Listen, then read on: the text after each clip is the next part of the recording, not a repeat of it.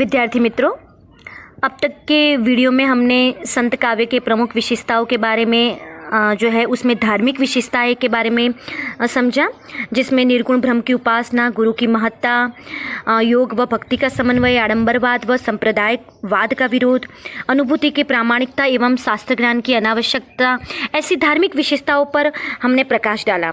हमने ये भी कहा आपको कि इन सब धार्मिक विशेषताओं से आगे सामाजिक विशेषताएं जो 2-3 भी है, मगर उनकी शिल्पगत विशेषताएं एवं सामाजिक विशेषताएं हैं, उन पर हम जो है बात करेंगे। तो आज इस वीडियो में उनकी सामाजिक विशेषताएं एवं उनके शिल्प पक्ष को लेकर हम बात करेंगे, जिससे संत काव्य की प्रमुख विशेषताओं का पूरा ज्ञान आपको हो जाए। सामाजिक विशेषता में सबसे पहला जो है जातिवाद का विरोध। अब निर्गुण जो वादी कवि है, मैंने आपको पहले ही आडंबरवाद एवं संप्रदायवाद का विरोध किया। उसमें तो क्या हुआ था कि कबीर जितने जातिवाद के विरोध के बारे में बात कर रहे थे, मगर उनको ही नहीं पता था कि उनके मृत्यु के बाद कबीर पंथ, दादू दयाल के मृत्यु के बाद दादू पंथ जैसे पंथ भी हो गए थे। अब कबीर ने नहीं कहा था कि मेरे अनुयायी मेरे पंथ से आगे बढ़े और मेरे पंथ का प्रचार प्रसार करें, मगर उनके ज्ञान से जो प्रभावित हुए थे, उन्होंने इस प्रकार से पंथ की स्थापना की।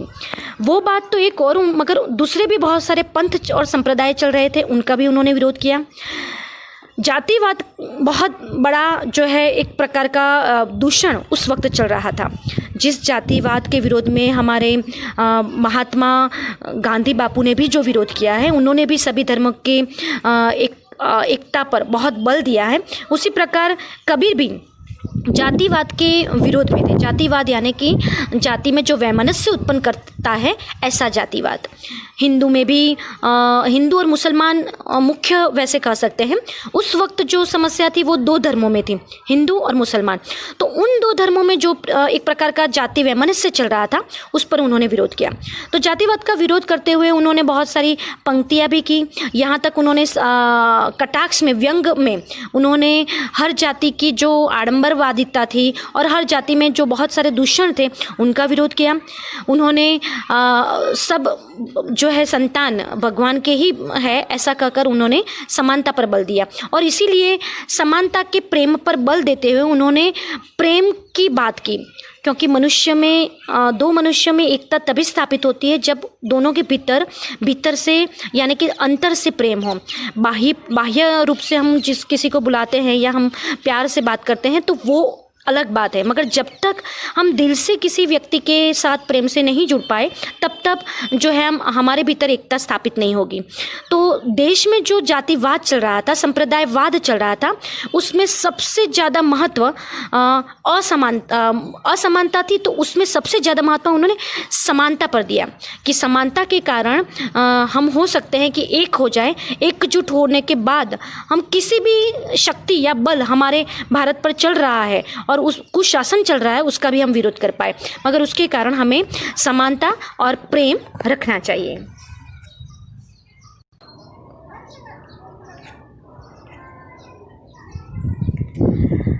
अन्य विशेषताओं में उनके शिल्प पक्ष को लेकर भी विशेषताएं समझ सकते हैं। जैसे प्रथम विशेषता है मुक्तक काव्य लेखन। मित्रों, आपको पता ही है विद्यार्थी मित्रों कि जब प्रथम सेमेस्टर में गद्य और पद्य की आपको जानकारी दी थी, तब मैंने कहा ही था कि गद्य के बहुत सारे रूप हैं, अन्य विधाएं हैं, जैसे कहानी, नाटक, उपन्यास, आलोचना, संस्मरण, रेखा चित्र, ये सब जो है एकांकी, ये सब गद्य की विधाएं हैं। मगर पद्य की विधा जो है, पद्य के भी 2 रूप है, प्रबंध काव्य और मुक्तक काव्य। प्रबंध काव्य में खंड काव्य और महाकाव्य आता है। मुक्तक काव्य में मुक्त रूप से जो रचना करते हैं वो आते हैं। तो निर्गुणवादी कवि जैसे कबीर है, तो कबीर ने साखी, सबद और अमेनी शैली में जो है दोहे की रचना की है। बहुत सारे रैदास है, दादू दयाल है, मलुक दास है, गुरु नानक है, उन्होंने ग्रंथ साहिब की जो रचना की, उसमें मुक्तक पदों की रचना की है। ऐसा नहीं है कि किसी विशेष नियमबद्ध शास्त्रों की व्याकरण रचना से अनुबद्ध होकर काव्य लेखन किया है, ऐसा नहीं है। कहीं नीति की बातें हैं, कहीं गुरु की महत्ता की बातें हैं, तो कहीं परमात्मा से बिछड़ने के कारण विरह की बातें हैं। इस प्रकार अपने अनुभूति की प्रामाणिकता को ध्यान रखकर उन्होंने अपने अनुभूति के आधार पर मुक्त रूप से जो है काव्य रचना की है। सबसे बड़ी बात यह है कि निर्गुण कवि जो थे वो सभी कवि साक्षर नहीं थे, और अनपढ़ और असाक्षर होने के बावजूद उन्होंने जो वाणियाँ जो है सबके सामने कही, उनकी वाणियों का जो संग्रह है वो देखकर हमें बहुत ताज्जुब होता है कि उन्होंने किस प्रकार कितनी गहन चिंतन से अनुलक्ष्य में ये बातें की है। भले ही उनकी जो है काव्य रचना में सद्दुकड़ी भाषा का समावेश होता है। सद्दुकड़ी भाषा यानी कि वो साधु और संत बनकर हर जगह घूम रहे थे, तो कभी कभी पंजाबी बोली, कभी कभी उर्दू, फारसी, गुजराती, मराठी सभी बोलियों के शब्द उनके काव्य लेखन में आ जाते हैं, और इसी से उनका काव्य लेखन मुक्तक काव्य लेखन कहा जाता है। तो ये भी उनकी एक अलग विशेषता थी। दूसरी विशेषता है प्रकट अर्थ से उल्टा कथन का प्रयोग, अर्थात हम कह सकते हैं कि व्यंग, एक प्रकार का कटाक्ष, कबीर की उलट बासियाँ यदि हम कहें तो वो जो है प्रकट अर्थ से जो है उल्टा अर्थ उसमें निकलता है, यानी कि कहते हैं वे और कुछ और उसमें जो अर्थ निकलता है दूसरा। यदि वो ऐसा कहे कि कुआं जो है वो औंधा है, औंधा यानी उल्टा हुआ है कुआं, फिर भी पानी नीचे नहीं जा रहा है, तो अब आपको बहुत ताज्जुब होगा कि कभी भी जो एक कुआं होता है उसका मुख तो हमेशा आकाश की तरफ यानी ऊपर ही होता है। ऊंधा यानी कि उल्टा कुआं तो होता ही नहीं है, और ऊंधा कुआं हो यानी उल्टा कुआं हो तो गुरुत्वाकर्षण का नियम है कि वो पानी नीचे गिर ही जाएगा। तो ये कभी हम समझ नहीं पाएंगे, मगर उन्होंने ये जो सभी बातें की है वो हमारे मनुष्य के मन की वृत्ति के आधार पर और एक चिंतन के आधार पर की है। तो ये एक प्रकार की उलटबासी उनकी बहुत ही फेमस यानी बहुत ही प्रसिद्ध हुई है, और उन उलटबासियों के आधारित तो आपको बहुत ताज्जुब होगा कि बहुत सारी अच्छे गायक लोग हैं, आधुनिक भी कवि या गायक हैं, उन्होंने उन उलटबासियों का गायन के रूप में एक कैसेट बनाकर बहुत अच्छी तरह से अपना जो है लिरिक्स जो है वो खोजा है। क्योंकि उलटबासी जो है वो समझने वाले तो नहीं समझ पाते, मगर जो भी थोड़े से ज्ञानी है या भक्त है या कबीर को जो जानते हैं वो समझ पाएंगे कि किस प्रकार के गहन चिंतन की उसमें बात की गई है। तीसरी विशेषता है प्रतीकों का प्रयोग। प्रतीक यानी कि ऐसे चिन्ह जिससे मनुष्य उन चिन्हों के द्वारा बात को समझ सके। जैसे कि विरह की बात हो तो मेरा जो शरीर है वो इस प्रकार से कागज़ की मसी की तरह हो गया है कि धुआं जाए सरगी, यानी कि उसका धुआं बनकर वो आकाश में जा रहा है, फिर भी हे भगवान आप मुझे प्राप्त नहीं हो रहे।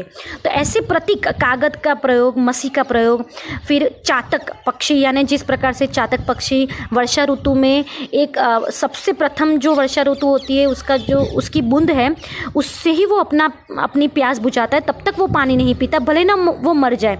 उसी प्रकार भक्त जो है उसने जैसे ठान लिया है कि जब तक परमात्मा की प्राप्ति नहीं हो गई तब तक वो योग साधना में भूखे प्यासे रहेगा। तो इस प्रकार से चातक का प्रयोग, ऐसे बहुत सारे प्रतीकों का प्रयोग जो हमारे लोक जीवन में, तो ऐसे लोक जीवन से जो है ज़रूरी है, यानी लोक जीवन में जो प्रयोग होते हैं ऐसे ही उन्होंने प्रतीकों का प्रयोग किया है।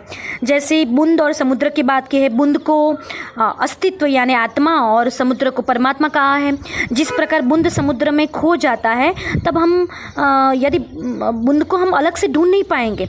उसी प्रकार उन्होंने विरह में बात कही है कि हैरत हैरत है सखी रहा कबीर हैराई, बूंद समानी समुद्र में सोकत हैरी जाई, यानी कि यदि, तो इस प्रकार से उन्होंने जो है बूंद या समुद्र के द्वारा और ऐसे कई प्रतीकों के प्रयोग के द्वारा जो है अपने वाणियों का संग्रह किया है, या जो भी है उन्होंने प्रदेश प्रदेश जाकर गांव-गांव जाकर ये जो है सीख दी है और उनके अनुयायियों ने उनके वाणियों का संग्रह किया है।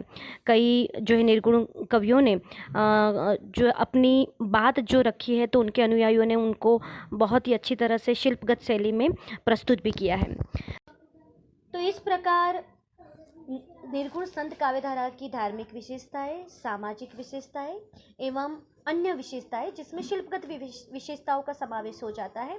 इन सब विशेषताओं को जानकर अब हमारे पाठ्यक्रम में निर्गुण काव्यधारा की ज्ञान मार्गी शाखा के जो प्रमुख कवि हैं कबीर, उनकी विशेषताओं के बारे में, उनके जीवन और व्यक्तित्व के बारे में पश्चात वीडियो में देखेंगे।